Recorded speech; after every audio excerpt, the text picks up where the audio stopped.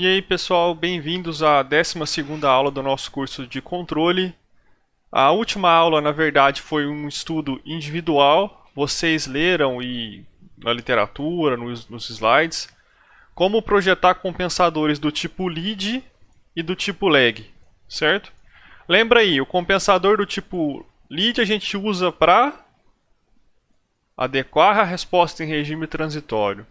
E a gente faz isso adicionando uma fase psigraus no ponto desejado, ou para que o ponto desejado seja ponto ou pertence ao LGR. O compensador do tipo lag a gente usa para adequar a resposta de regime permanente, mais especificamente para obter o erro de regime estacionário desejado. Isso é feito colocando o pólio zero do compensador aonde? Muito bem, bem próximo da origem, né? Então, dessa forma, a gente consegue aumentar o ganho do sistema sem alterar muito o polo de malha fechada. A aula de hoje a gente vai conversar sobre o controlador proporcional integral derivativo, o controlador PID. A gente vai ver que a ideia do controle PID é muito simples, só que esse controlador, também por ser simples, ele é muito empregado na indústria. Eu acredito que seja, pelo menos é isso que a literatura relata, o controlador mais implementado na indústria que se tem. Porque, embora seja simples, ele te possibilita a obtenção de um resultado bem legal. A gente vai ver algumas variações do controle PID que são realizadas para melhorar desempenho, para suavizar a ação de controle. Vamos entender o que é o problema do wind-up e como resolver esse problema usando alguma técnica de anti-wind-up. E vamos aprender a ajustar os parâmetros do controlador usando dados experimentais, isto é, a gente projeta o controlador a partir de dado experimental, sem a necessidade de um grande trabalho teórico. Tudo bem? Então vamos lá. Quando a gente vai projetar um controlador, a gente começa de algum lugar, certo? Seja da modelagem, seja do projeto, seja da construção do sistema. Um dos passos iniciais é justamente definir os requisitos de desempenho. Ou seja, você está implementando o controlador para quê? Para que a sua resposta a uma perturbação, uma referência seja rápida? Para que você seja robusto ou insensível a perturbações ou erros de modelagem? Para que você tenha um bom rastreamento de referências, ou seja, eu quero que meu controlador tenha uma precisão legal, eu não estou me importando tanto com a velocidade de resposta. Ou, não, eu não preciso ter aquele rastreamento da referência o mais exato do mundo. Mas se eu tiver uma perturbação, por exemplo, um vento na minha aeronave, eu preciso que a resposta a essa perturbação seja rápida, que o sistema se estabeleça na condição de voo rapidamente. Então, o projeto, ou um dos primeiros passos do projeto, ele se inicia pela definição dos requisitos, ou seja, do que você quer fazer com a planta. Esses requisitos que são mais qualitativos, posteriormente têm que ser transformados em requisitos mais quantitativos, em critérios de engenharia e em métricas. Pode ser você transformar os requisitos de desempenho nas características que a gente já viu para a resposta de sistemas de segunda ordem, ou seja, máximo sobresinal, tempo de pico, tempo de estabelecimento e tempo de subida. Pode ser transformar os requisitos para a resposta em regime permanente em requisitos para resposta de regime estacionário, ou seja, eu quero que meu erro de regime estacionário seja menor do que 20%. Não estou me importando tanto com o tempo de resposta assim, mas se eu mandar o braço do robô ir para 100 graus, ele tem que estar entre 80 graus e 120, certo? Ou ainda a gente usar aquelas métricas de desempenho que são mais qualitativas, que são números, lembra? A integral do erro de rastreamento ao quadrado, a integral do valor absoluto do erro, ou essas métricas ponderadas pelo tempo. Então a gente tem normalmente um requisito que vem do cliente, vem da área de operação, que são requisitos mais qualitativos, e a gente transforma esses requisitos em métricas de desempenho, seja em requisitos para resposta subamortecida, seja em requisitos para precisão em regime estacionário, ou seja em requisitos associados com valores, com quantidades que vão te dar, que vão te caracterizar a performance do seu controlador. Bom, agora eu sei o que eu quero fazer e eu sei como eu vou medir se eu estou atingindo esse objetivo ou não. O próximo passo no projeto de um sistema de controle é definir como você vai atender a esse requisito de desempenho. Ou seja, é escolher a estrutura do seu controlador, ou escolher o que a gente também costuma chamar de lei de controle. Certo? Escolher o que a gente chama de lei de controle. A lei de controle nada mais é do que a equação que você vai usar para, dado um erro de rastreamento, calcular a entrada da planta. Certo? E existem diferentes formas de se fazer isso, existem diferentes estruturas de controle. A gente já estudou algumas nesse curso. Por exemplo, a gente estudou o controle proporcional. Lembra? Como é que é o controle proporcional? A entrada U depende proporcionalmente do erro de rastreamento. A gente estudou os compensadores lead lag. A gente estudou o lead, o lag e o lead lag, que são compensadores que te permitem mexer separadamente na resposta transitória e de regime permanente. Vamos estudar hoje a estrutura de controle chamada controlador proporcional integral derivativo. Só um detalhe, esse hífen aqui está errado, tá? Ele não existe, foi só um erro no slide. E no final do curso, nosso último módulo envolve o estudo de uma estrutura de controle chamada realimentação de estados. Em particular, o PID é muito popular. Por que será que é um controlador popular? Honestamente, na minha experiência na indústria, não foi um período muito grande, foram quase 2 anos somente, mas 99%, uma estatística totalmente de cabeça, dos controladores que eu tive a oportunidade de estudar um pouquinho de como era feito, eram controladores PID. Que eu me lembro assim de cabeça, a gente tinha um controlador da unidade que não era PID, era outra estratégia de controle. Todo o resto que eu vi, que eu cheguei a olhar um pouquinho como funcionava, eram controladores PID. Por que essa técnica de controle é tão usada? A primeira coisa é uma aplicabilidade geral. A gente tem PID funcionando desde a indústria aeronáutica até na indústria cimenteira, que é onde eu trabalhei. Lá na indústria de cimento tinha PID para regular a velocidade de correia e PID para regular a pressão de vaso de pressão. Então, uma estrutura de controle PID, assim como outras também, não é a única, tá? Mas ela tem uma característica de poder ser implementada em uma gama muito grande de sistemas. Outra coisa, o PID é uma estratégia de controle muito simples de ser entendida e de ser implementada. Então, isso facilita ou diminui custos de implementação e manutenção. Se você tenta implementar uma estratégia de controle mais elaborada, por mais que ela esteja associada a um desempenho melhor, ou que ela possa estar associada a um desempenho melhor, normalmente o custo de desenvolvimento é maior. Já o PID não. A gente vai ver na aula de hoje, por exemplo, que dá para ajustar o PID simplesmente a partir da resposta experimental. Tudo bem? Isso também pode ser encontrado em outras estratégias de controle, mas o PID te possibilita isso. E uma coisa que tem bastante é vários dispositivos comerciais, hoje em dia não mais na forma de um... eu vou falar primeiro e depois eu mostro. Existem diferentes dispositivos comerciais que te permitem implementar um controlador PID mais facilmente. Por exemplo, a gente tinha esses módulozinhos aqui, ó, que são módulozinhos para implementação de controlador PID. Então eles te permitiam comunicar às vezes com o inversor, às vezes diretamente com o motor, às vezes diretamente com a válvula. Então esse tipo de controlador é um controlador que te permite implementar uma lei de controle mais facilmente. Hoje em dia, pelo menos no que eu vi, a existência desse tipo de módulo de controle ela está diminuindo um pouquinho. Por quê? Porque os controladores eles estão embarcados em algum lugar.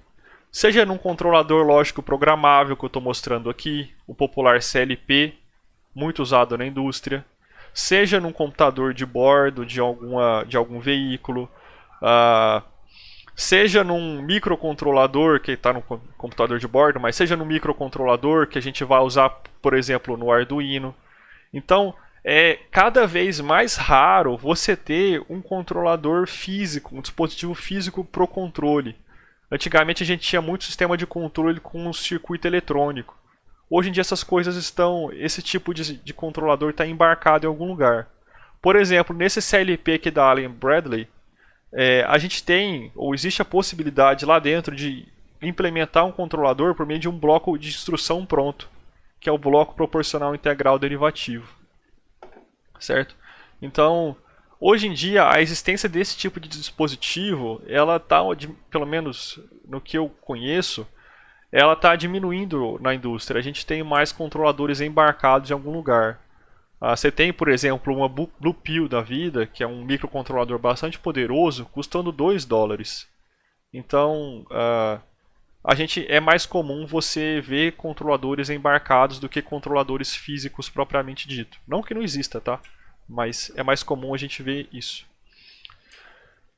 Bom, mas tá, tudo bem. Então eu entendi. Eu entendi que o PID ele tem aplicabilidade geral, eu entendi que ele é simples, eu entendi que ele é fácil de projetar e implementar. Mas o que é um controlador proporcional integral derivativo? Então, bom, como o próprio nome já diz, é um controlador que depende da proporção, da integral, deixa eu escrever assim, da integral e da derivada do erro. Por isso, controlador proporcional integral derivativo PID. Olha aqui uma equação do que a gente chama de forma padrão de um controlador PID. O de t, que é a entrada da planta, depende proporcionalmente do erro de rastreamento. Tudo bem? Depende da integral do erro de rastreamento e da derivada do erro de rastreamento. Esses termos são chamados de ganho proporcional, tempo integral e tempo derivativo, respectivamente. Então, em um controlador PID, a entrada da planta depende proporcionalmente do erro, depende da integral do erro e depende da derivada do erro. Por isso, controlador proporcional integral derivativo. Tudo bem, pessoal? Tranquilo isso, né? Deixa eu tirar esse último retângulo. Bom, se a gente pegar essa estrutura de controle PID e aplicar a transformada de Laplace, o que a gente vai obter? Bom, a transformada de Laplace do sinal U de t é U de S. Transformada de Laplace do sinal E de t é E de S. Transformada de Laplace da integral do erro é? Integrar no tempo equivale a dividir por S, no domínio da variável complexa S. De maneira análoga, derivar no tempo equivale a multiplicar por S. Então, aplicando a transformada de Laplace nessa equação, lembrando que as constantes não mudam, porque a transformada de Laplace é linear, a gente obtém essa função de transferência aqui, ó, entre o erro de rastreamento E e a ação de controle U. Kp vezes E de S, aqui está faltando um Kp no numerador, tá? Mais Kp sobre Ti vezes E de S sobre S, então isso aqui é a integral, mais Kp vezes Td, está faltando um Kp aqui, Kp vezes Td vezes S mais vezes S E de S. Isso aqui é multiplicar por S, é derivada no tempo. Tudo bem? Então isso aqui é uma estrutura de controle em malha fechada com o controlador PID. Tudo bem? Por que está em malha fechada? Porque tem realimentação. Porque o sinal de saída é usado no cálculo da entrada. Opa, ficou muito grande a seta. Aqui. Bom, agora que a gente sabe o que é o controle PID, é simplesmente é simplesmente uma estrutura de controle, uma lei de controle, que a ação, que a entrada da planta depende da proporção da integral e da derivada do erro, qual será o efeito de cada um desses termos na entrada da planta? Por exemplo, se eu tenho somente a ação de controle proporcional, como é que vai ser a minha resposta? Se eu aumento o meu Kp, como é que vai ser a resposta? E se eu diminuo? E agora, se eu coloco a ação de integral, qual que é o efeito de variar o tempo integral na resposta da planta? Por que a gente usa ação derivativa? Vamos estudar cada um desses termos, ou vamos estudar o efeito de cada um desses termos separadamente? Bom, primeira coisa, ação de controle proporcional. A entrada da planta depende proporcionalmente do erro. Essa ação de controle a gente usa primeiramente para fechar a malha de controle. Então é a primeira que a gente coloca. Fecha a malha, tem ali uma ação de controle que depende da proporção do erro. Somente com essa ação de controle, normalmente, aqui faltou uma vírgula, a gente tem erro de regime estacionário. Por quê? Lembra lá do estudo individual que vocês tiveram sobre erro de regime estacionário? O que acontece é que sem o termo integral, a gente não tem o polo na origem. Se a gente não tem o polo, se a gente não garante que tem o polo na origem, tipicamente a gente tem um errinho de regime estacionário. Só que o Kp pode ou te permite diminuir o erro de regime estacionário adotando valores elevados para esse ganho.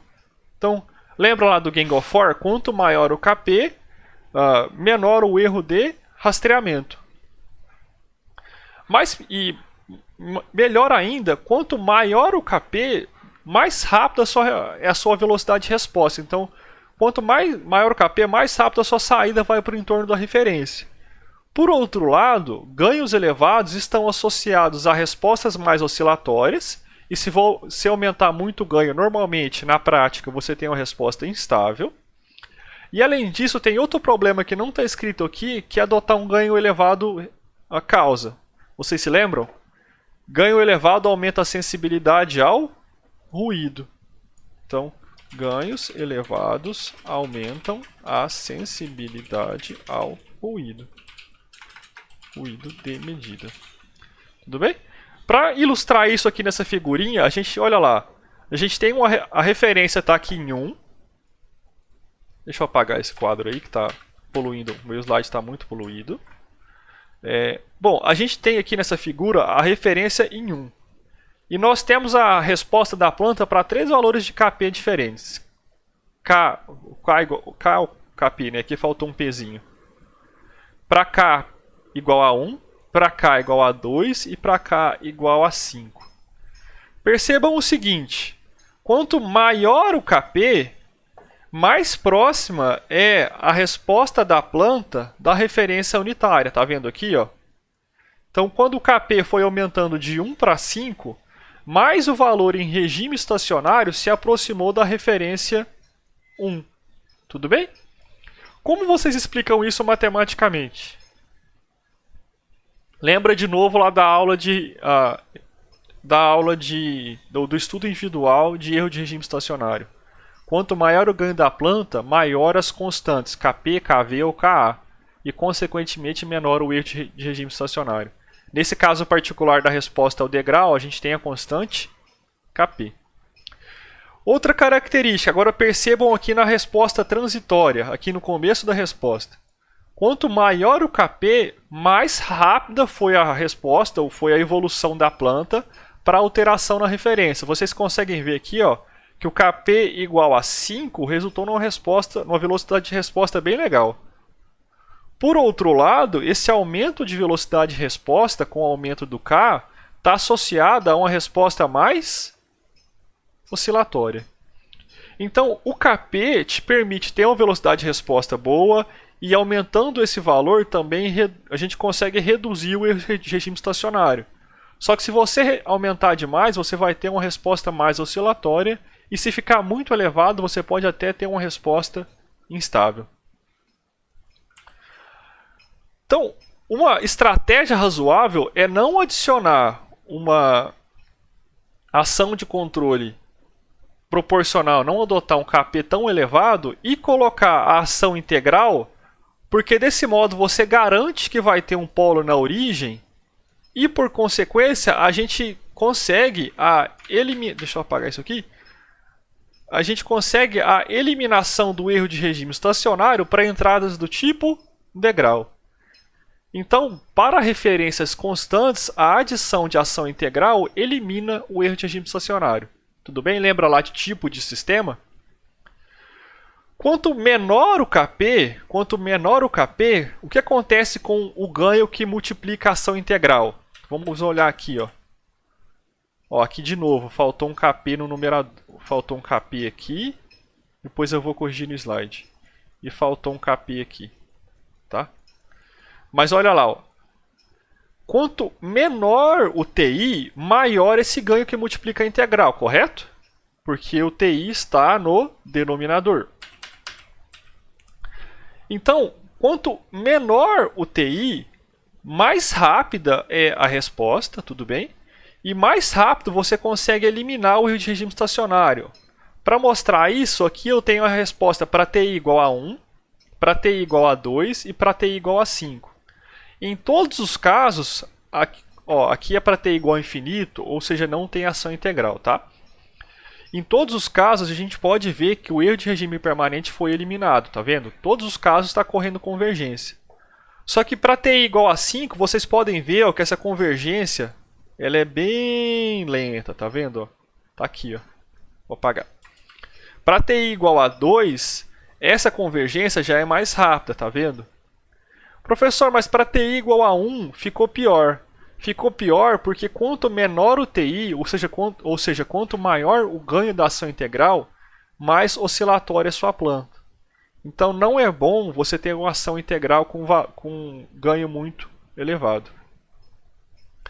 Como é que a gente pode aumentar o amortecimento do sistema? A gente pode aumentar o amortecimento do sistema incluindo o termo derivativo. Então, o termo derivativo vem justamente aumentar o amortecimento da planta. Tá? Então, ele te permite aumentar o amortecimento da planta. E essa altura do campeonato, vocês já devem ter feito aquela aula prática 3, que é a aula prática que tem a realimentação derivativa. E lá vocês perceberam que a ação derivativa, lembra do alfa? Ela consegue aumentar o amortecimento sem atrapalhar muito o tempo de resposta. O problema da ação derivativa é justamente depender da derivada do erro. Como ela depende da derivada, ela depende da taxa de variação do sinal. E se seu sinal é muito ruidoso, a saída e a entrada tendem a ficar mais oscilatórias. Tá? Então, a gente normalmente costuma colocar só pequenos valores de ação proporcional só para ter um amortecimento mais razoável, que é o que está te mostrando aqui. Ó. Para t igual a 0.1 ou t igual a 0.1 e t igual a 0.7. Se você coloca muita ação integral, a tendência da resposta é ficar bem amortecida, só que oscilatória, tá vendo? Então, o Kp fecha a malha e te ajuda a controlar a velocidade de resposta. A ação integral elimina o regime estacionário e a ação derivativa te dá amortecimento. Combinando esses três fatores, a gente consegue controlar muitos sistemas. E agora eu vi que minha câmera travou. Vou pausar o vídeo. Bom, pessoal, minha câmera tinha travado, eu demorei para perceber, só que eu vou seguir com a aula daqui, acho que a explicação ficou razoável. Vai ser só uns 3, 4 minutinhos de câmera travada, tá? Bom, combinando esses três termos de controle, a gente pode formar diferentes estratégias de controle. Por exemplo, se a gente tem só o proporcional, a gente tem um controlador P. Se a gente tem o proporcional derivativo, PD. Se a gente tem proporcional integral, PI. Se a gente tem proporcional integral derivativo, a gente tem o PID. A gente escolhe qual estratégia ou quais termos de controle a gente vai adotar dependendo da resposta da planta desejada. Por exemplo, eu não estou muito preocupado com o amortecimento não, estou mais preocupado em só eliminar o de regime estacionário. Então o PI já te atende. Não estou tão preocupado com a precisão em regime permanente não, mas eu quero que a resposta seja bem lenta para a mudança na referência. Então talvez o PD seja suficiente. Ou em alguns casos você tem que ter as 3 estratégias de controle. Bom, eu estou aqui com a simulação no MATLAB e a gente vai ver o efeito de cada termo de controle separadamente. O mesmo que eu mostrei nas figurinhas, vamos fazer aqui em simulação.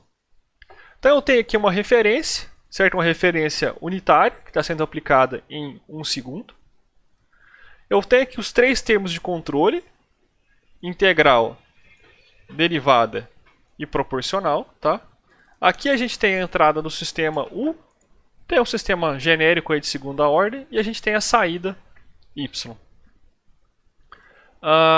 Vamos começar vendo o que acontece com a resposta da planta para diferentes valores de Kp. Tá? Então eu vou simular aqui o comportamento do processo.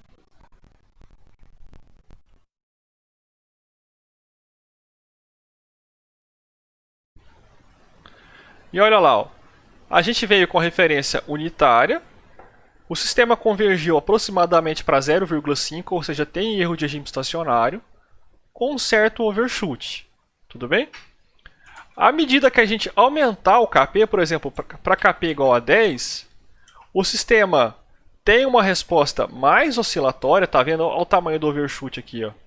Só que a gente consegue eliminar o regime estacionário. Tudo bem? Se a gente adota um Kp maior ainda, por exemplo, Kp igual a 100, a resposta fica mais rápida, tá vendo que o tempo de subida diminuiu? Só que ela fica muito oscilatória com um erro de regime menor. Tá bom? Então, é mais razoável você adotar um valor de Kp menor, por exemplo, Kp igual a 5, e colocar a ação integral, por exemplo, Ti igual a 10, para te ajudar na eliminação do erro de regime estacionário. Vocês conseguem ver que essa saída está convergindo para a referência devagarzinho? Ó. Tá vendo? Se nós aumentarmos aqui o tempo de simulação, por exemplo, de 40 para 100, tá vendo aqui em cima? A gente vai ter que a resposta vai chegar. Lá, uma hora ela chega. Tá bom? Só que se a gente estiver interessado em chegar na referência mais rápida, é melhor diminuir o tempo integral. Lembra? Opa, desculpa, o tempo integral. Quando a gente diminui TI, o ganho proporcional aumenta. Por quê? Porque o tempo integral ele vai no denominador.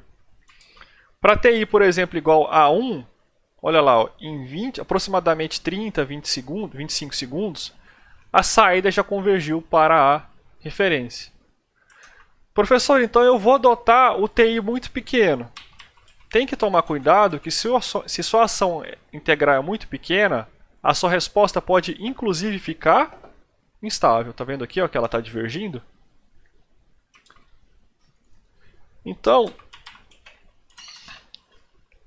é recomendado adotar valores de ganho integral pequenos, ou valores de ação integral não muito elevados. Professor, mas a resposta ainda assim está muito oscilatória. Olha lá, o sobressinal está praticamente em 40%. Como é que a gente pode fazer para aumentar o amortecimento? Colocar a ação integral. Então a ação integral ela consegue aumentar o seu amortecimento. Então olha lá, para 0,1 a gente quase não percebeu o aumento de amortecimento.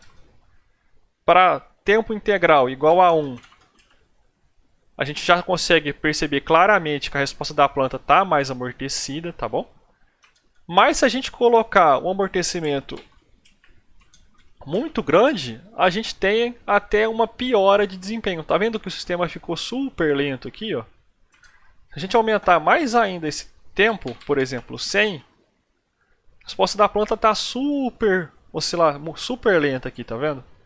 Então é mais razoável você adotar valores que vão te dar um certo amortecimento sem deixar a resposta muito lenta.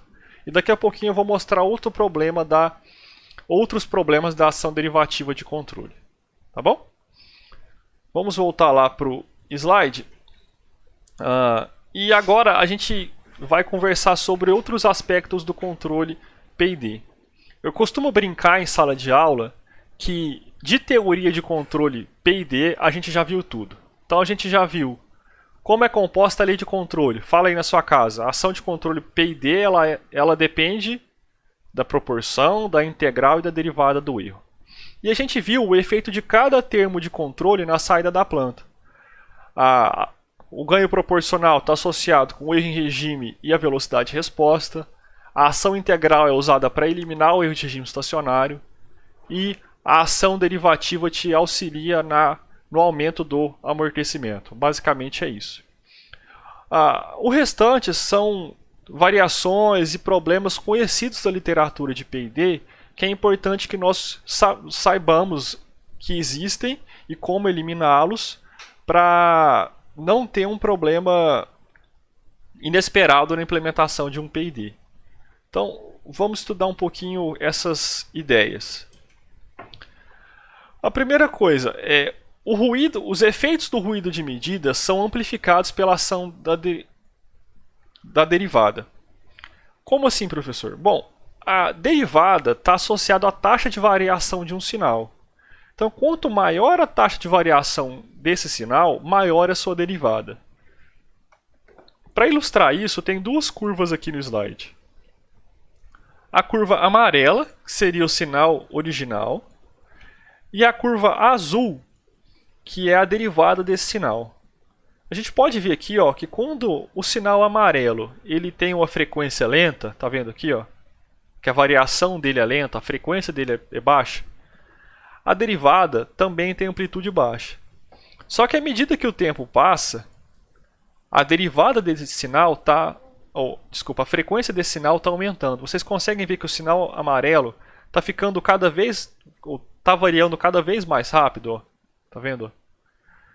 Associado a esse aumento de frequência do sinal amarelo, a gente tem um aumento da derivada. Porque a derivada está associada com a taxa de variação de um sinal. Então, quanto maior é essa taxa de variação, maior é a derivada. Então, quando a gente tem um ruído, que ruído tem potência em alta frequência, a derivada também vai ser elevada. Então, para não ter um controlador muito sensível ao ruído, a gente precisa limitar a ação derivativa, a gente precisa limitar o ganho em alta frequência. A gente já conversou disso lá no Gang of Four. O que a gente faz? Uma possibilidade é a gente dividir a ação derivativa por um polo. Tá bom? E a gente adota um polo aqui na ação derivativa com esse n elevado, entre 8 e 20, por exemplo. Ou seja, é um polo bem rápido. É um polo muito à esquerda do eixo imaginário. Lembra? Quanto mais à esquerda o polo está do eixo imaginário, mais ele é rápido, porque ele está associado com o exponencial que tem potência negativa elevada. Tá bom? Então, quanto mais à esquerda, mais rápido é o polo. Então, o que a gente faz? A gente coloca aqui na ação derivativa um polo para limitar o seu ganho em alta frequência. Tudo bem? É importante comentar que para implementar um controlador P&D, a gente tem que colocar esse polo aqui. Tá? Não implementem P&D sem esse polo adicional. Isso vai te ajudar a limitar os efeitos, ou diminuir os efeitos de ruído de medida. E sempre que você tem realimentação, você está medindo um sinal. E sinais têm ruído de medida. E o sinal medido está associado com o ruído de medida. Tá bom? Então, de novo, o que a gente pode fazer para diminuir os efeitos do ruído de medida é colocar um polo adicional aqui no termo derivativo. Esse polo é um polo bem rápido, bem distante do eixo imaginário. Para fazer isso, a gente adota valores de n entre 8 e 20. Como ele é um polo rápido, ele vai influenciar pouco no desempenho da planta, só que ele vai limitar o ganho em alta frequência. Está escrito aqui, ó, limitar o ganho em alta frequência. Tá bom? Bom, em alguns cenários, o seu sinal ele é bastante ruidoso. E colocar somente um polo não resolve. Então a gente pode, por exemplo, colocar 2 polos de alta frequência, 3 polos de alta frequência, aí depende do seu sinal. Tudo isso é para atenuar o ganho em alta frequência. E atenuando o ganho em alta frequência, a gente consegue diminuir o ruído, o efeito de ruído de medida. Aliás, é uma confusão bastante comum que a gente tem no laboratório. Você não, pelo menos colocando o polo no compensador, você não diminui o efeito de ruído do ruído de medida. O ruído está lá e ele vai existir. O que você consegue diminuir é o efeito do ruído de medida na saída e na entrada da planta, tá bom? Mas colocando o polo adicional, você não diminui o ruído de medida. O ruído está lá e ele continua existindo, tá bom? O que você diminui é a sensibilidade a esse sinal. Bom, vamos ver essa importância de atenuar o ganho em alta frequência por meio de simulações. Além disso, vamos verificar o que acontece com o sinal de controle para uma alteração do tipo degrau da referência quando a gente tem ação derivativa. Então vamos ver qual o problema que a ação derivativa resulta quando a gente tem uma referência do tipo degrau. Vou pausar a aula, vou tomar uma água e volto já com a simulação aberta. Bom, pessoal, estou aqui com a simulação aberta. O que a gente tem aqui são dois sistemas de controle. Um sistema convencional, aquele PID que a gente já viu, tudo bem? E um controlador PID que eu usei um bloquinho do MATLAB, PIDS. Onde a gente pode encontrar ele, a gente clica aqui em Biblioteca, vai em Sistema Contínuo, e tem um bloquinho aqui, tem um PID com ação com 2 graus de liberdade, a gente não vê isso nesse curso, e tem um PID basicão, que é o que a gente estuda. É interessante destacar para vocês que esse PID aqui que vem por padrão, ele já tem aquele polo adicional na ação derivativa, tudo bem? Justamente para evitar ou para diminuir os efeitos do ruído de medida, tá bom? Aqui eu estou adotando um valor de n igual a 50. Eu vou comparar a resposta desse sistema, primeiro sem ruído, para mostrar que as respostas são praticamente iguais. Então a gente tem referência à saída do PID convencional e a saída do PID com atenuação de ganho. Então olha lá, a gente pode ver que as respostas são bem parecidas e colocar aquele polo adicional não mudou muito a resposta da planta. Tudo bem? Na verdade aqui a gente está até com a resposta mais amortecida. Então seria talvez até a resposta mais agradável. Ou mais adequada, né? Agora eu vou ligar o ruído de medida para mostrar para vocês o que acontece com esse sistema que não tem que não tem atenuação de ganho, tá? Então a gente tem aqui, eu vou voltar naquela visualização anterior que ela é melhor, né? Do que essa aqui. Mas o que acontece é que deixa eu pegar mais tempo. O que acontece com aquele sinal que não tem a limitação de ganho em alta frequência é um aumento grande a sensibilidade do ruído. E por consequência, a gente tem uma deteriorização tanto da ação de controle quanto da resposta da planta. Tá bom? Então olha aqui, a gente vê que o ruído de medida ele é significativo. Tá?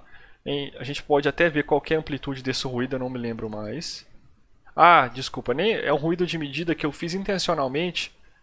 É um ruído de medida que vai aumentando a frequência com o passar do tempo, né? Então, o que a gente tem, como a frequência do ruído vai aumentando, a sensibilidade do ruído também vai aumentando. E o que nós temos aqui, o que nós conseguimos enxergar é que o sistema convencional, que é a resposta azul, ela apresenta uma sensibilidade muito grande ao ruído de medida. Enquanto o sistema com atenuação de ganho, ele também sofre com a presença do ruído de medida, a resposta também é deteriorada, só que de uma maneira bem menos significativa. Tá bom? Então é muito importante que em uma aplicação prática de sistemas de controle, nós tenhamos essa atenuação do ruído de medida. E a gente faz isso colocando um polo adicional na planta. Mas não é só isso que eu queria mostrar para vocês. Destaquei a importância de você atenuar o ganho em alta frequência.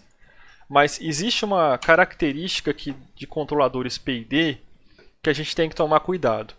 Então eu repeti a simulação, tá? Sem ruído de medida. Nesse caso, os dois controladores funcionam bem. Só que olha o que acontece com uma ação de controle da planta. Então isso aqui representa, por exemplo, a tensão que você está aplicando no motor. Ou para o pessoal da aeronáutica, representa um comando de profundor para uma certa mudança de referência de arfagem, por exemplo, tá? Olha o que aconteceu com a ação de controle, com o que você está impondo na sua entrada. Tá vendo que existe uma variação muito abrupta aqui? Esse tipo de variação pode danificar o seu atuador. Por exemplo, pode representar uma tensão muito grande na entrada do motor. Então, da onde está vindo esse sinal aqui? Tá? Vocês conseguem imaginar da onde está vindo essa pancada de ação de controle? Então vamos pensar aqui um pouquinho. Tá? Essa mesma característica pode ser observada aqui no sistema com atenuação de ganho. Então não é por causa do ganho em alta frequência, é outro motivo. Então, pensa aqui comigo. Será que eu consigo colocar a figura aqui? Rotate e tal, não sei o que. Não, eu acho que não, não sei. Mas pensa aqui comigo. O sistema está inicialmente... Vou subir isso aqui um pouquinho, tá?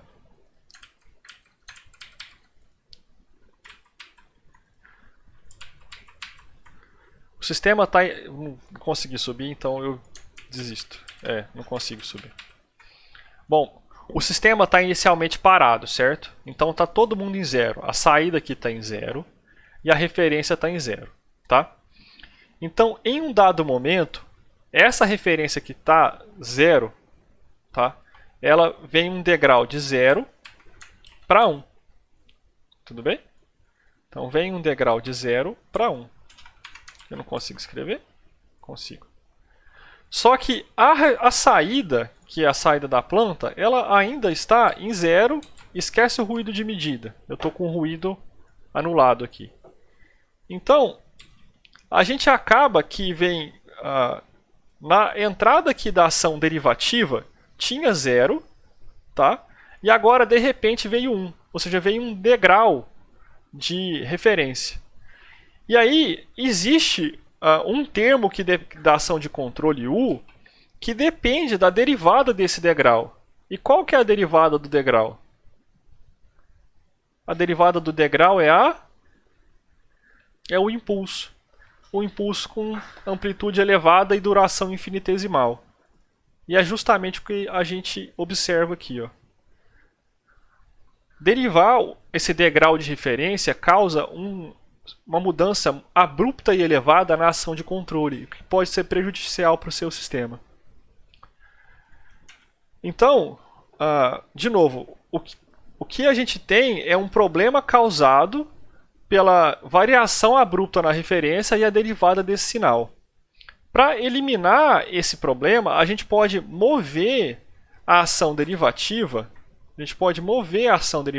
para o ramo de realimentação. Tudo bem, pessoal? Deu para entender? Então, deixa eu ver se eu consigo desenhar aqui. O que a gente tinha aqui está 0, que a referência está 0. E aí vem uma derivada aqui, vem um degrau na referência. Ou seja, agora o sinal do erro é um degrau. E a gente vai ter um sinal de controle que é proporcional a esse degrau, o que não é tanto problema. A gente vai ter uma ação de controle que é a integral do degrau, e a gente sabe que a integral do degrau é a rampa, muito bem. Então, a integral do degrau é a rampa, também não vai ter problema.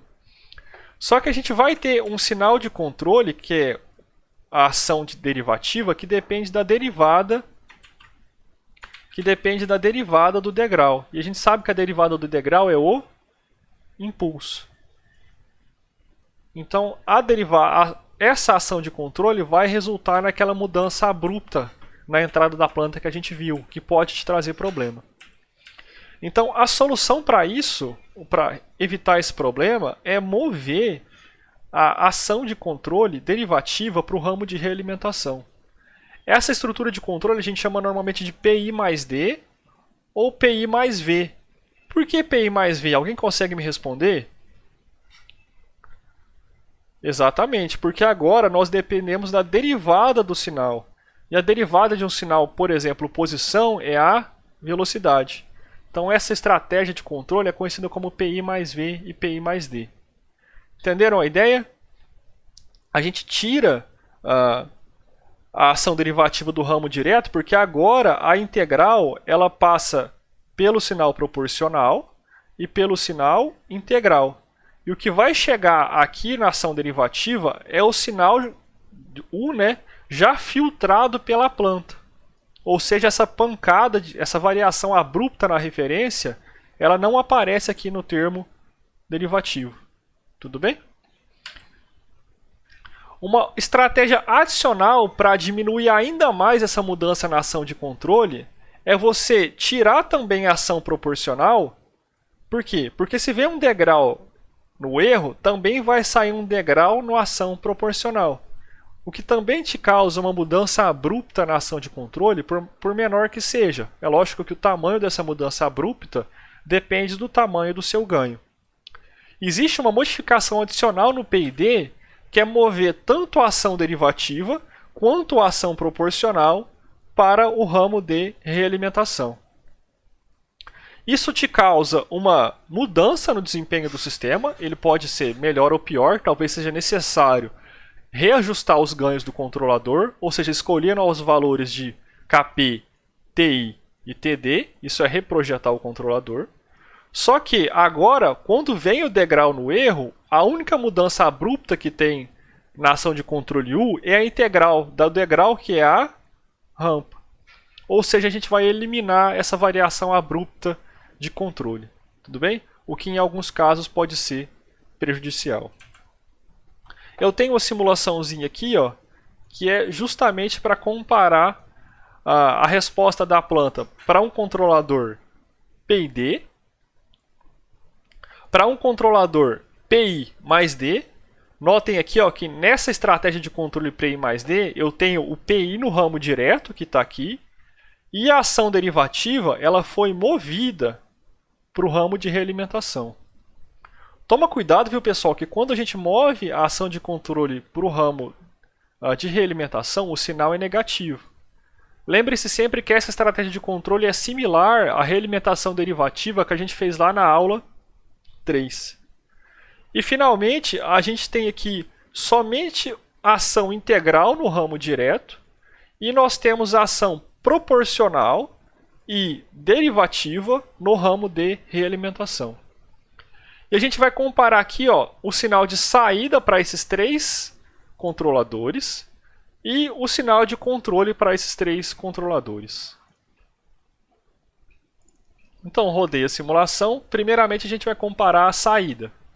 Em verde, nós temos a referência. Em azul, nós temos o sinal do PID.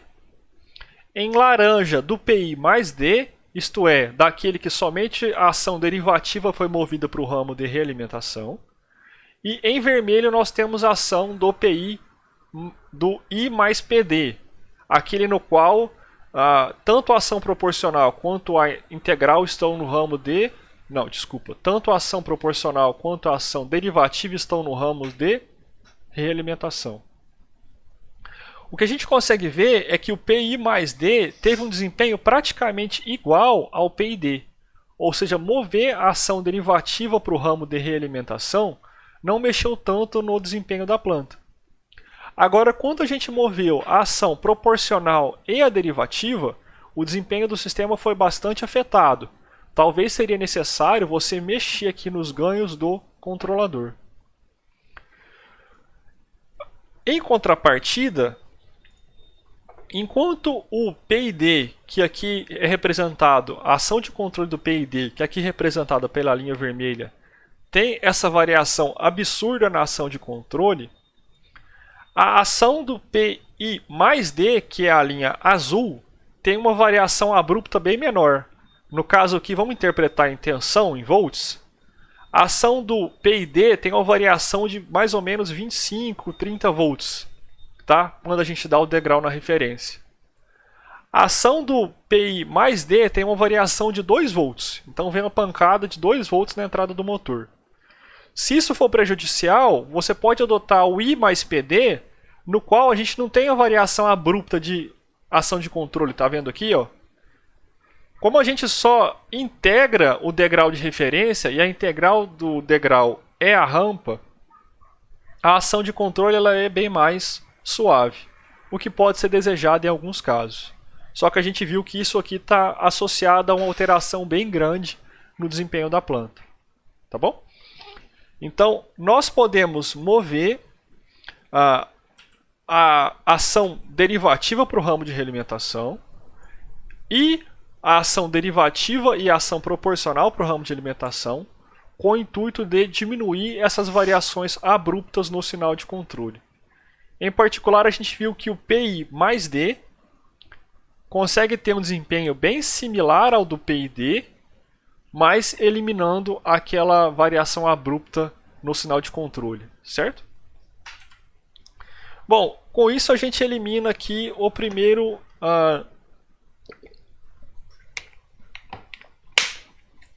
vou chamar de problema, mas a gente consegue estudar as primeiras variações do controle PID, tanto com a presença de um polo adicional para limitar o ganho em alta frequência, quanto para diminuir a variação abrupta da ação de controle. Agora a gente vai estudar um problema bem conhecido na literatura de controle PID, que é o problema do wind-up. Então o que é o wind-up? Então vamos ver um problema aqui na simulação, tá? Então, a gente tem aqui um controlador proporcional integral. Por que proporcional integral? Porque a ação de controle U depende aqui já tem, do erro. Vou puxar esse erro para cá. Então, a ação de controle U depende proporcionalmente do erro, tá? 1,5 vezes o erro, mais da integral do erro, 0,15 sobre S. Tudo bem? E aqui eu tenho um bloquinho que a gente chama de saturador. O que o saturador faz? Ele limita a entrada do seu processo. Será que a entrada de sistema físico real tem limitante? Sim ou não? Sim. Por exemplo, o seu motor DC, ele tem ali um limitante de tensão que você pode aplicar nele, por exemplo, 24, 12 volts. A superfície de comando da sua aeronave tem um limitante de excursão, sei lá, mais ou menos 15, 20, 30 graus. A partir disso, fisicamente, aquela superfície de comando ela não consegue se mover. O pedal do acelerador, no exemplo do cruise control, vamos imaginar que nossa entrada de comando fosse a posição angular do pedal. Ela tem um limitante de excursão de movimento. Chega um ponto que você vai bater o pedal lá no fundo do seu carro, não tem mais para onde ir. Então toda entrada de sistema físico, está associada ou tem limitantes físicos, ela tem um limitante de se mover. Um outro exemplo, a excursão de um braço robótico. Ela tem ali um certo limitante, chega uma hora que o braço não pode mais se mover, certo? Aqui na nossa simulação, a gente pode representar essa limitação pelo bloquinho de saturação, que pode ser encontrado aqui na biblioteca em descontinuidades. Está vendo aqui? Em descontinuidades tem um bloquinho chamado saturação. Em um primeiro momento, eu vou desligar a saturação. O que é desligar a saturação? Eu vou colocar um valor absurdo aqui, menos 9999 e mais 999, certo? Então a ação de controle não está limitada. E vou simular o comportamento da planta. Então olha lá, a resposta do nosso sistema está muito bonita. Olha lá, a gente mandou uma referência de 100 unidades e, por exemplo, de 100 km por hora para a velocidade do seu veículo. E em 30, 40 segundos, o veículo estava com velocidade cravada 100 km por hora. Isso é muito bom, não é? Olha a ação de controle lá. Essa é a ação de controle sem ser saturada, antes do saturador, tá? Então essa aqui seria a aceleração do seu veículo.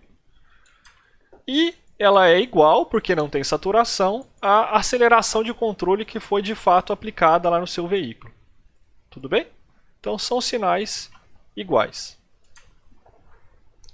Bom, só que acontece que o acelerador, a sua aceleração não pode ir para 9,999 metros por segundo ao quadrado, por exemplo.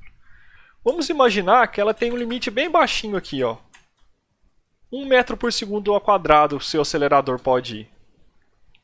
O que será que vai acontecer com a resposta com a presença agora do limitante físico? Isso aqui também poderia ser interpretado como um limitante de mais ou menos 1 volt em um motor DC pequenininho. Então, olha lá. Na presença do limitante, a resposta do seu sistema ficou muito oscilatória, tá vendo? Ela está horrível, ela está batendo lá, ela chega quase no 200, volta lá para quase, sei lá, 25, vai para mais de 150. Então tá vendo que a resposta está super oscilatória? O que será que está acontecendo com o nosso controlador PID? Ele estava funcionando bem quando eu não tinha limitante. Isso acontece muito em simulação. Você simula o seu comportamento da planta e esquece de considerar a saturação da entrada do processo.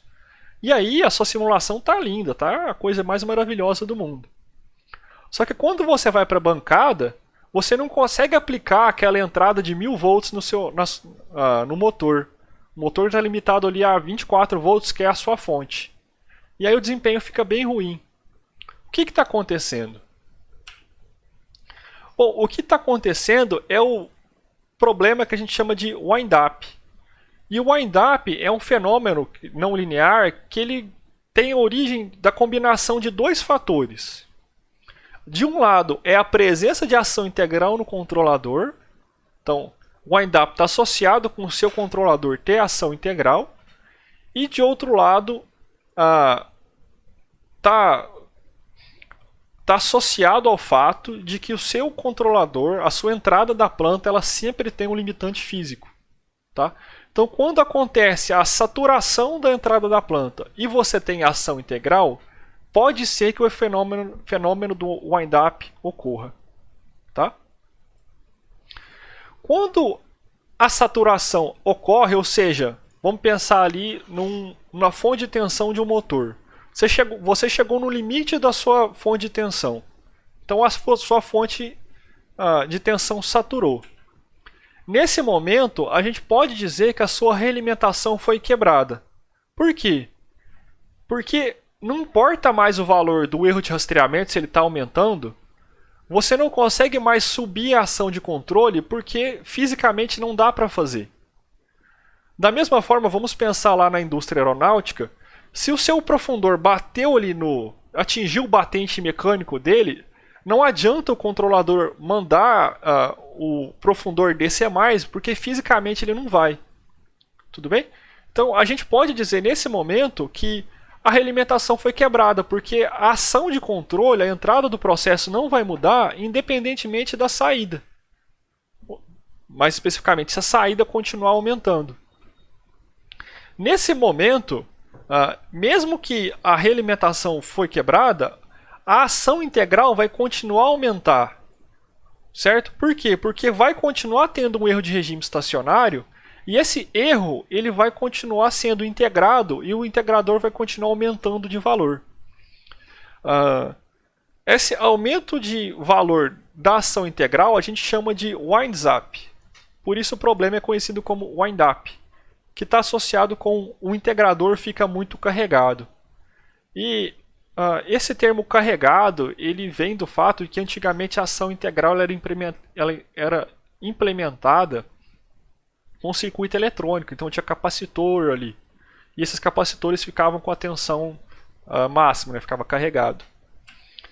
Para que a situação volte ao normal, o que a gente tem que ter é que o erro tem que trocar de sinal por um valor de tempo considerável até a integral atingir valor razoável. Como assim? Deixa eu ver se eu consigo abrir a simulação. Aqui, por exemplo.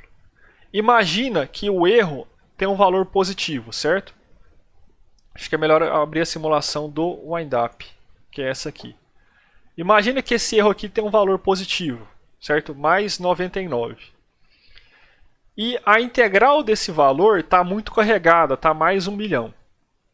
Para que essa integral volte a valores aproximadamente zero, esse erro tem que ser negativo por um tempão, para que a integral desse valor volte a valores razoáveis. Lembre-se sempre que a integral ela é a área embaixo da curva. Então, se o erro teve... deixa eu fazer um gráfico aqui. Ó. Se o erro assumiu um valor positivo durante um certo tempo, certo? E a integral, por consequência, assumiu valores elevados, para que essa integral aqui volte a valores razoáveis, o erro tem que assumir um sinal contrário por um tempão, para que a área embaixo da curva volte a valores razoáveis, tá? Isso é erro, isso é a integral do erro. Tudo bem, pessoal? Deu para entender? Como o erro tem que assumir um valor com sinal contrário durante um tempão, para que a integral volte ao valor razoável, a gente pode ter longos períodos transitórios, que está associado ao problema do wind-up. Em alguns casos, o wind-up pode até resultar em instabilidade. Então vamos ver aqui esse fato em detalhes aqui na simulação do wind-up. Então eu estou aqui com um cenário de simulação que é o do wind-up, e eu vou mostrar aqui para vocês, talvez fosse legal mostrar até no mesmo gráfico, o que acontece com o U não saturado, o NS, e o que acontece com o U saturado. O U saturado representa o que de fato entraria na planta, certo? Porque é o que a gente consegue implementar. Então olha lá, ó. Como a planta está limitada em 1, não importa o valor da ação de controle ficar aumentando, porque a ação de controle saturada, que é a linha azul, ela vai ser limitada em 1. Por exemplo, representando um limitante de tensão do motor. Então nesse momento aqui, ó, a gente pode dizer que a realimentação foi quebrada, porque não depende mais do erro de rastreamento a ação de controle, ela está limitada no batente físico dela ali. Entendeu? Como consequência, independente do valor do erro, a ação integral, que é a linha azul, ela vai aumentando. Olha lá, o erro está positivo. Como a integral da área embaixo da curva é positiva, a ação de controle vai aumentando. Está vendo aqui? Ó? Quando o erro passa a ter um valor negativo, esse integrador começa a descarregar. Por quê? Porque agora a gente está somando uma área positiva com uma área negativa.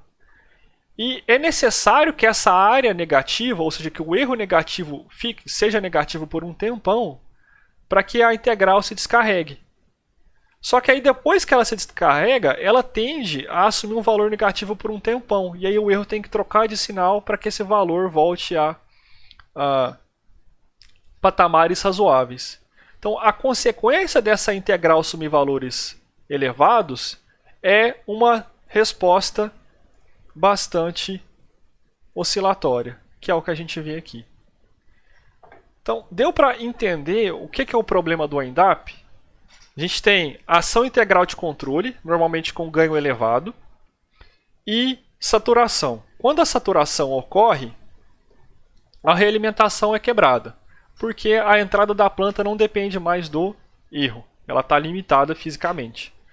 Mesmo assim, o valor da integral continua a aumentar. Por quê? Porque o erro continua sendo integrado, certo? E a integral do erro continua a aumentar.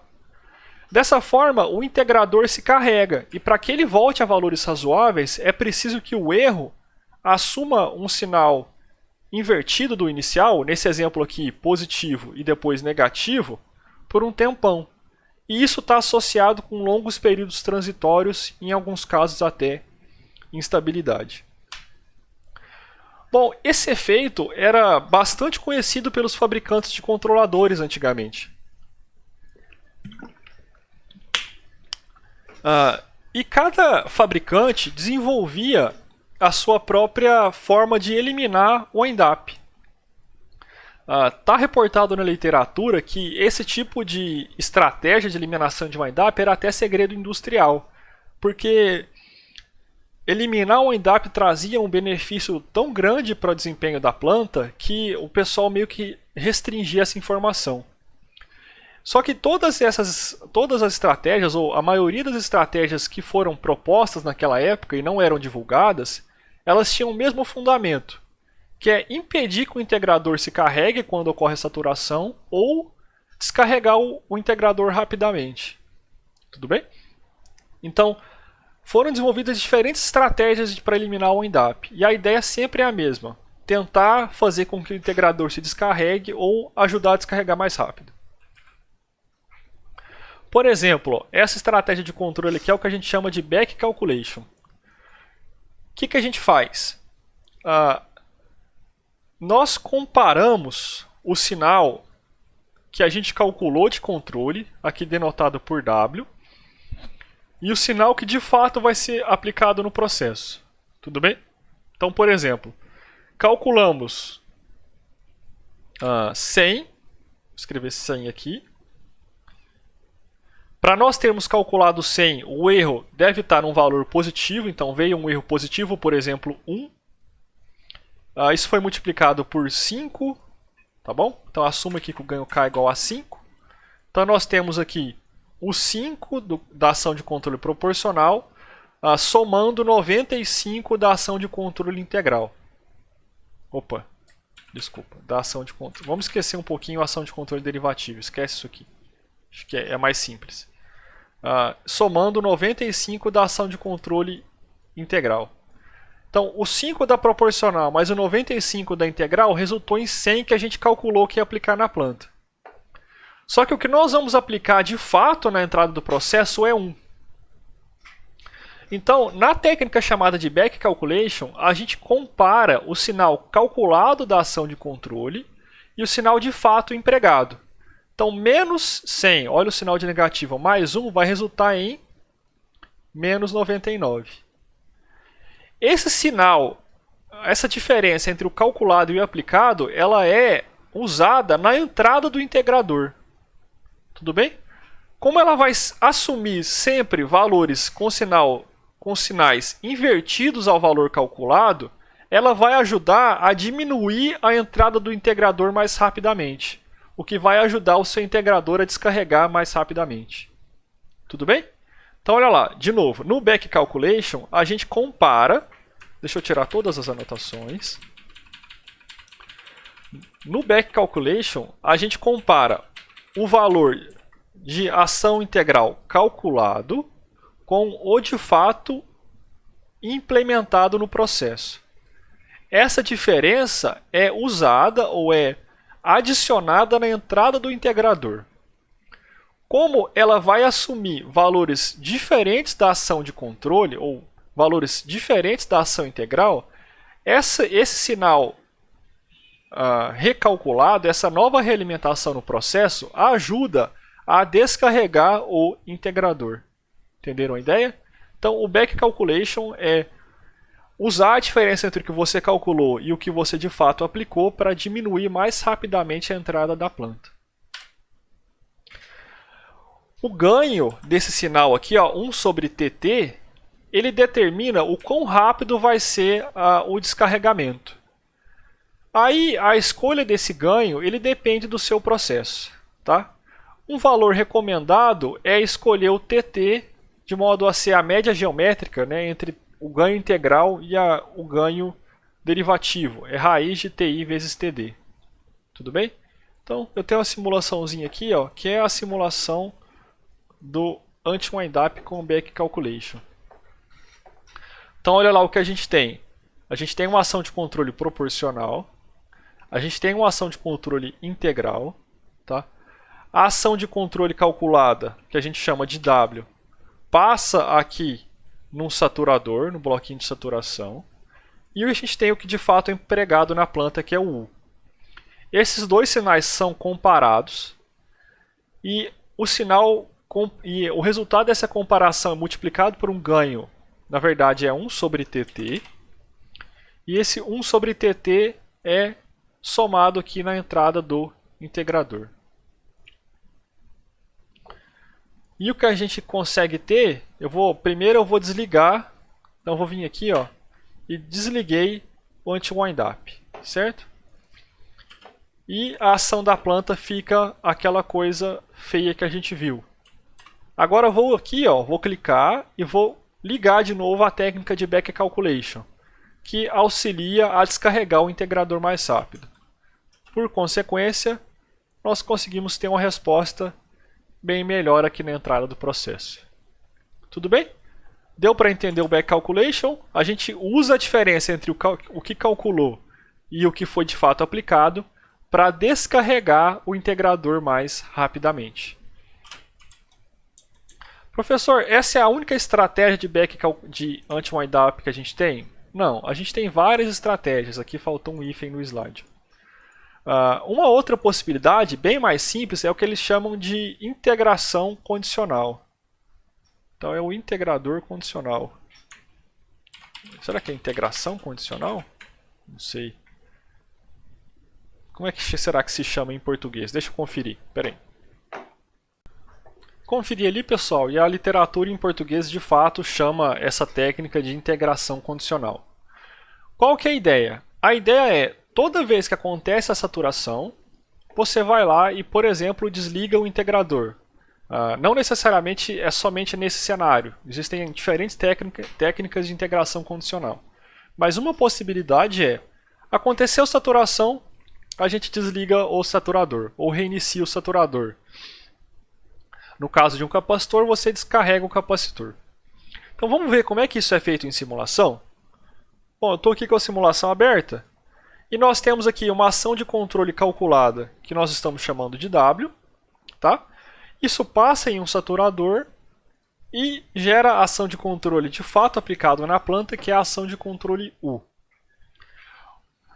O W é calculado por meio de um controlador proporcional, de um KP, e de uma ação de controle integral, que está aqui, ó, mas a gente pode ver que esse integrador ele tem um símbolo de um relézinho aqui, tá vendo? O que esse símbolo do relé faz? Ele é um botão de reset externo.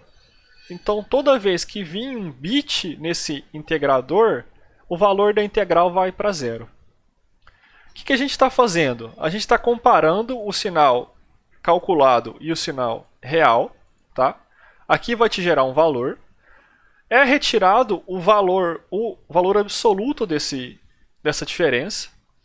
E toda vez que houver uma diferença, sempre que o W for diferente do U, a gente tem um valor positivo aqui nesse valor absoluto, e isso dispara um relé. E o relé reseta o integrador. Tá bom? Então, eu vou comparar aqui primeiro a planta sem o botão de reset. Então nós já vimos algumas vezes que sem a técnica de anti-wind-up, a saída da planta é oscilatória. E agora, quando nós usamos a diferença entre W e U, que está aqui, para ativar esse relé, nós conseguimos eliminar o wind-up. Tudo bem? O que está acontecendo? O que está acontecendo é que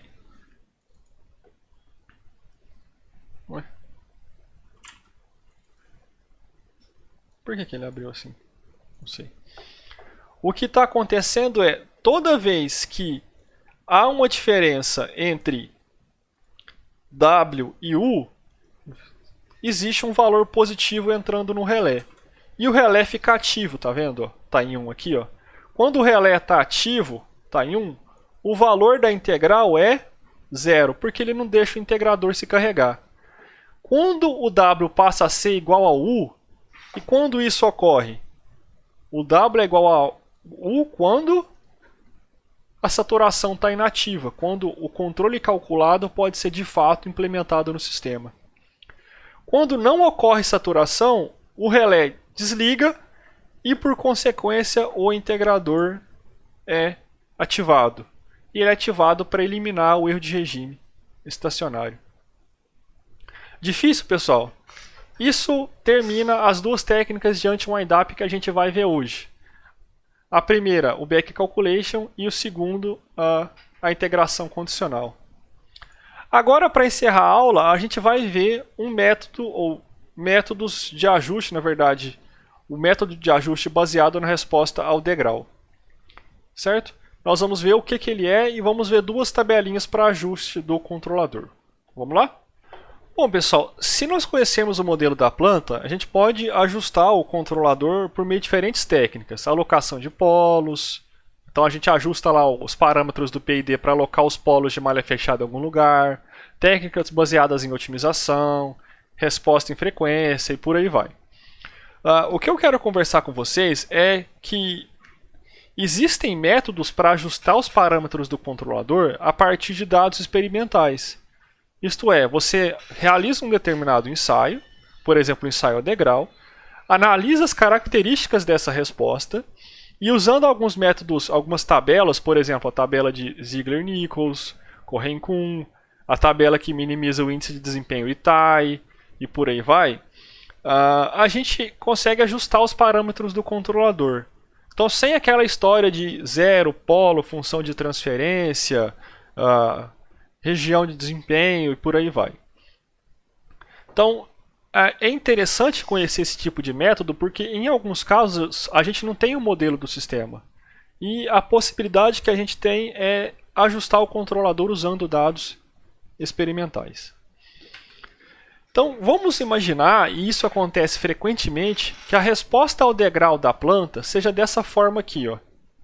Então, no instante 0 foi aplicado um degrau, tá? Eu vou representar ele aqui em vermelho por U.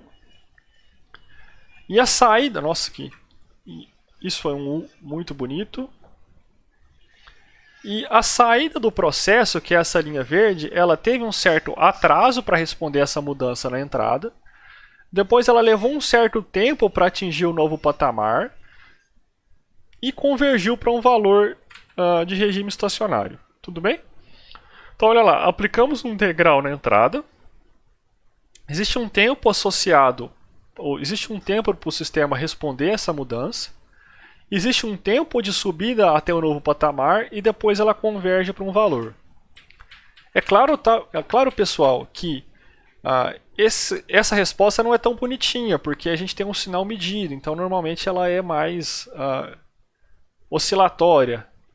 Mas essa forma de resposta de existir um tempo a mudança de comando, existir um tempo para convergir para um novo valor e depois a convergência para esse valor, esse tipo de resposta é bem comum na literatura.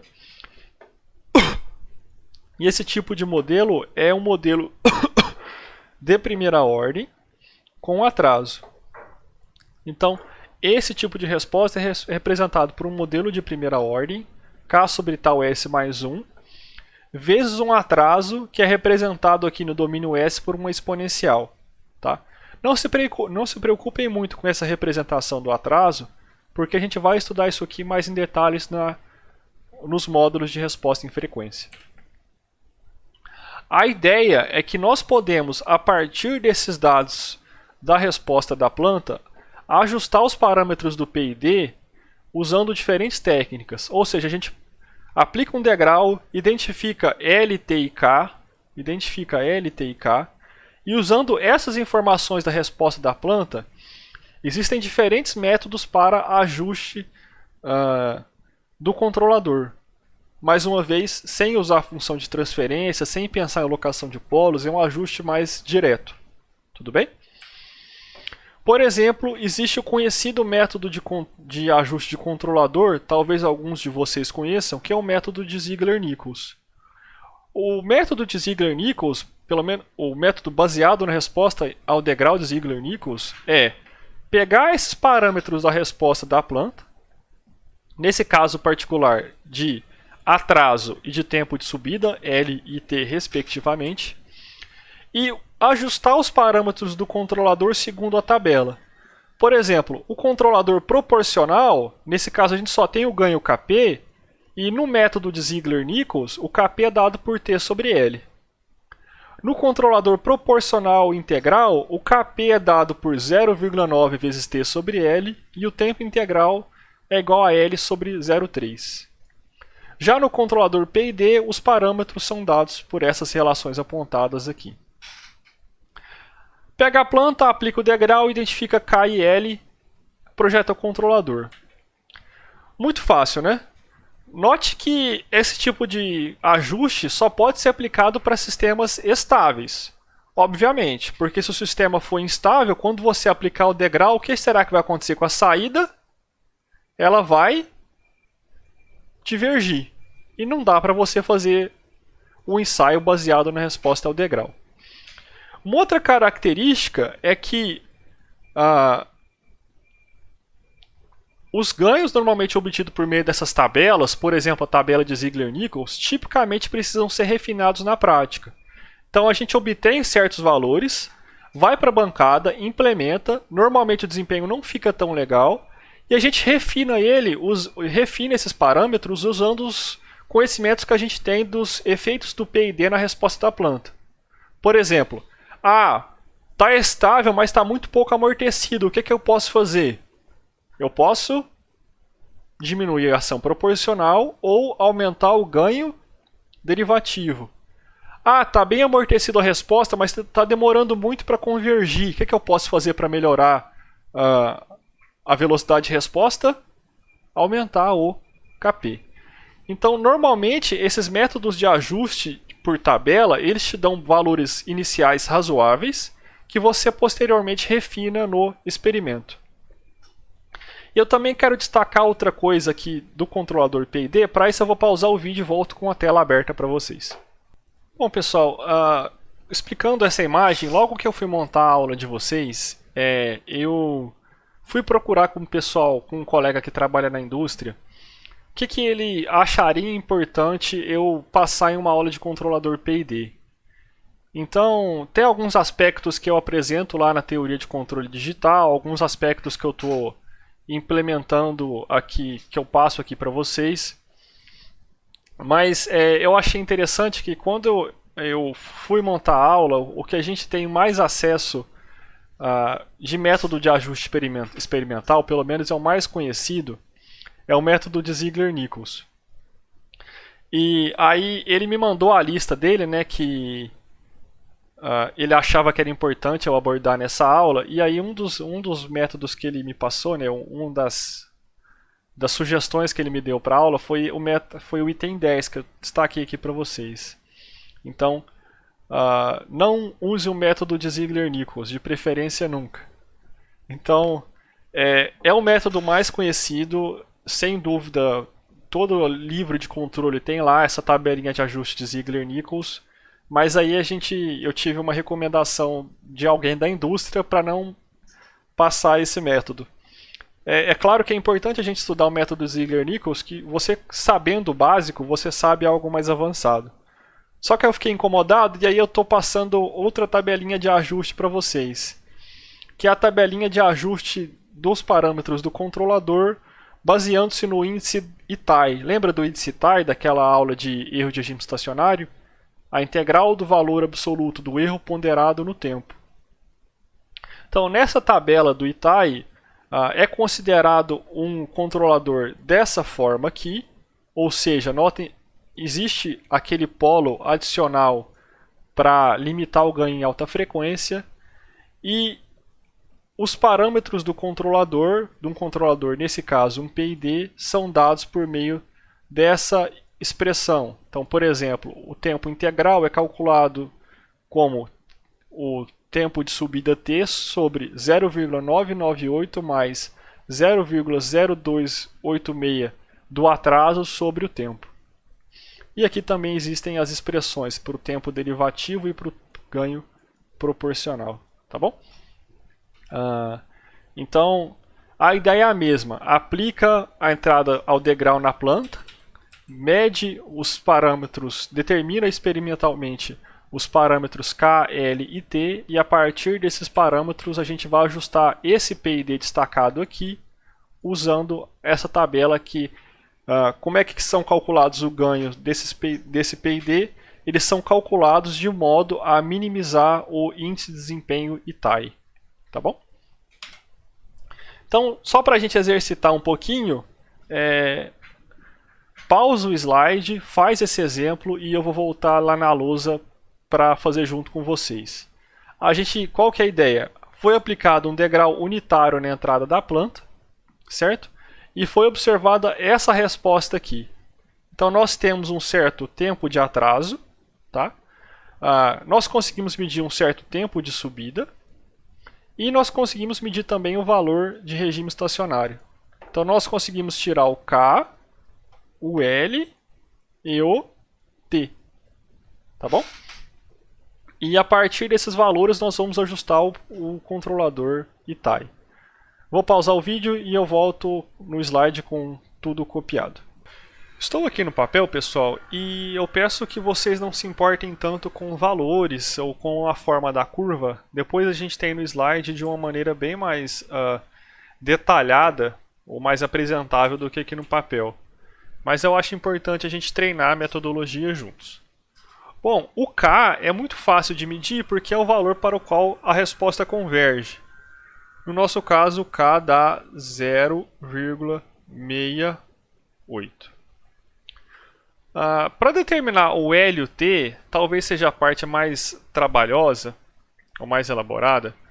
A maneira que normalmente a gente faz é encontrar nessa subida exponencial o ponto de inflexão entre a subida e ela começar a convergir. Que nesse exemplo vai dar mais ou menos aqui, tá? Então a gente pega o ponto de inflexão da curva e traça uma reta. Então, vou traçar uma reta aqui. Tudo bem? O tempo entre a aplicação do degrau e o cruzamento dessa reta com o eixo das abscissas é o que a gente vai chamar de atraso, L.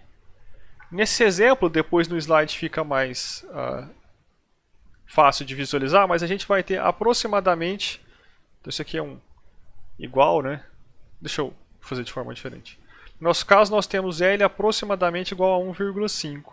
Tá vendo? A ponta bateu lá um pouquinho para frente do 2.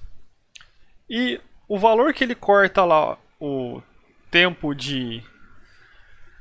ponto de cruzamento dessa reta com o valor de regime, a gente também traça aqui um valor para uma reta paralela ao eixo das ordenadas, certo? E o tempo entre depois do L até essa reta paralela ao eixo das ordenadas, esse tempo aqui é o T, tá? Mais uma vez, esqueçam esses valores. Eu tentei copiar a curva com precisão aqui, mas obviamente eu não fui capaz. No nosso exemplo, esse tempo aqui dá mais ou menos 4,5. Tudo bem? Ela corta aqui, essa reta corta o eixo das abscissas em 7. Tá bom? Então fica do 2,5, que é esse ponto. Esse ponto aqui é o 2,5, tá? Até esse ponto tem 7. Tudo bem? Então, nós temos que K igual a 0,68, L igual a 1,5 e T igual a 4,5. E agora? Bom, agora basta usar a tabelinha. Então, por exemplo, para calcular o ganho proporcional Kp, a gente usa a equação que está dada lá na tabela. 1,13 sobre K, que multiplica L sobre T menos 0,804. Fazendo a continha nesse exemplo, a gente obtém que o Kp é igual a 4,02.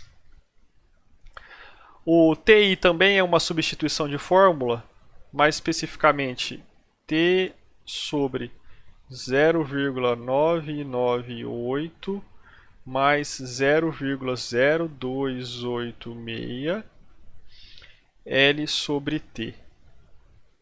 Fazendo a continha, o TI dá 4,47.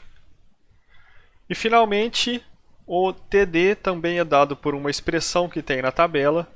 Só vale ressaltar que essas expressões foram calculadas de modo a minimizar o ITAE para variações do tipo degrau na referência. Então, esse é um problema que já foi resolvido na literatura.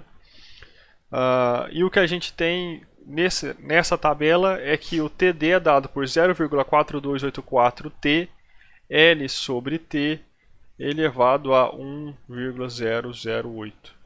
Nesse caso, o TD vai dar 0,64. Então, nesses métodos de ajuste baseados na resposta experimental, pelo menos dos métodos baseados na resposta ao degrau, talvez a parte mais trabalhosa seja identificar o K, o L e o T, porque no experimento a curva vai dar um pouquinho mais oscilatória que isso. Uma vez calculados esses parâmetros, basta substituir fórmulas. Aí existem diversas tabelas, a Ziegler-Nichols, essa aqui que é a ITAE, a Correncun e por aí vai. Tá bom? Tranquilo, né? Eu vou mudar por slide porque aí fica mais claro, né? Então olha lá. A gente tem a curva azul que é a resposta. Nós traçamos aqui o ponto de inflexão e traçamos uma reta seguindo aqui o ponto de inflexão de modo a tocar o eixo real e cruzar lá com a reta do valor que a resposta convergiu. Entre o instante de aplicação do degrau e até esse ponto de cruzamento, a gente tem L. Desse ponto de cruzamento até o instante que cortou o valor de regime, a gente tem T. Então vai dar de 2,5 a 7. E o valor de regime a gente tira aqui do gráfico. Tudo bem? A partir de K, L e T, a gente calcula os parâmetros do controlador simplesmente por substituição de fórmula. Tranquilo, pessoal? Então, eu tenho a resposta aqui em simulação, que é a última simulação da aula de hoje. Então, eu tenho um controlador, está aqui aquele controlador devidamente implementado. E para um certo... O KP aqui está trocado, eu acho que eu estava fazendo uns testes, 4.02. E para um certo degrau de referência, a resposta da planta é essa que vocês estão observando. O amarelo é a referência e o azul é a saída da planta. Então a gente pode ver que nesse exemplo a resposta deu um pouco oscilatória. Então, eu quero tornar a resposta um pouquinho menos oscilatória. Eu posso vir aqui e diminuir o KP, por exemplo. E a resposta vai ficar mais lenta, mas também mais oscilatória. É aquilo que a gente tinha conversado. Esse ajuste baseado em tabela, a gente vai ter um bom palpite inicial. Tipicamente, a gente tem que fazer a gente tem que refinar os ganhos do controlador a partir de certos ensaios, ou na simulação, ou no protótipo, ou até mesmo no processo real. Bom, e com isso a gente fecha o terceiro tópico da aula de hoje, além das definições de P&D, que era o ajuste dos parâmetros do controlador baseados na resposta ao degrau. Lá na aula prática, a gente vai usar um outro método de ajuste baseado na resposta experimental, que é o ajuste baseado no ganho crítico, o qual pode ser aplicado para alguns tipos de sistemas instáveis em malha aberta. Tá bom? Bom, pessoal, a aula de hoje a gente viu a definição de um controlador P&D e nós vimos que não tem segredo. Um controlador P&D é aquele no qual a ação de controle depende da proporção, da integral e da derivada do erro. Nós vimos algumas variantes do controlador P&D. Primeiramente, nós vimos os efeitos de cada termo de controle na resposta da planta. Por exemplo, a ação derivativa é imposta para... Exatamente, para aumentar o amortecimento. A ação integral para eliminar erro de regime estacionário. E a ação proporcional para fechar a malha e controlar a velocidade de resposta. Nós vimos algumas variantes do controlador P&D, principalmente aquela para diminuir variações abruptas na ação de controle para degraus de referência. Nós vemos duas variantes. Nós chamamos elas de PI mais D. Qual que é a ideia do PI mais D? Isso, passar o ramo derivativo, a ação derivativa para o ramo de realimentação. E nós vimos também a ação I mais PD. Qual que é a ideia? Exatamente, passar a ação proporcional e a derivativa para o ramo de realimentação. Depois nós vimos um conhecido problema do wind-up. O que é o wind-up mesmo? Isso, é o fato, ou é integrador assumir ação de controle integral assumir valores elevados quando a saturação ocorre, o que está associado ou que vai resultar em variações elevadas ou longos períodos transitórios. Nós vemos duas técnicas para eliminar esse problema. A primeira era vou escrever aqui, back calculation. Nessa técnica, nós usamos a diferença entre o valor calculado e o valor de fato aplicado para diminuir o valor da integral mais rápido. E a segunda era a integração condicional. Qual que era a ideia básica? Ou a mais simples? Quando ocorre a saturação, a gente zera o integrador. Nós vimos no final métodos experimentais de ajuste, em particular usando a resposta ao degrau. Vimos a tabelinha de Ziegler-Nichols e usamos a tabela do ITAE para ajustar os parâmetros do controlador. Na próxima aula, nós entramos em um tópico muito importante do curso de controle de sistemas lineares, que é a resposta em frequência. Em especial, vamos ver o diagrama de Bode. É isso, pessoal. Valeu!